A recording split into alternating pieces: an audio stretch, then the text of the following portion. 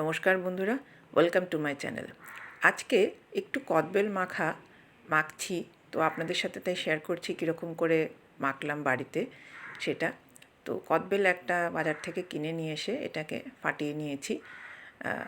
যে কোনোভাবে ফাটিয়ে নেবেন, একটু স্ল্যাবে ঠুকে নিলেও ফেটে যায়, বা যদি কোনো ভারী জিনিস নিয়ে একটু হিট করতে পারেন তাহলেও ফেটে যাবে। তো প্রথমেই কদবেলটাকে চামচ দিয়ে বার করে নিয়েছি, নিয়ে এবার এখানে দিয়ে দিচ্ছি একটুখানি কাঁচা লঙ্কাটা কুচি করে দিচ্ছি।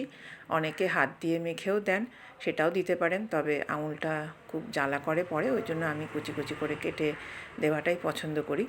তো এবার কুচি করে কাঁচা লঙ্কাটা দেওয়ার পর মিশিয়ে দিচ্ছি একটুখানি ধুয়ে পরিষ্কার করে রাখা ধনেপাতা।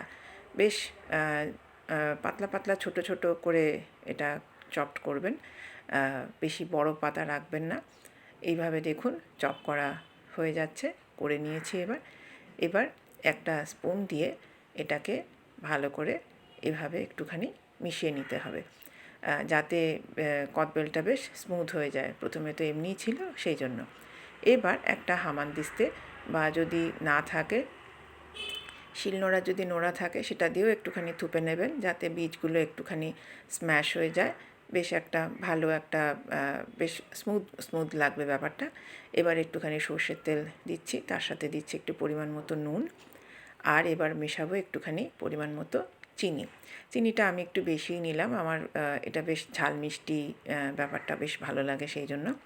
এবার চামচ দিয়ে খুব ভালো করে এটাকে মিশিয়ে নিচ্ছি যতক্ষণ না পর্যন্ত নুন চিনিটা ভালো করে বেশ মেল্ট হয়ে যাচ্ছে।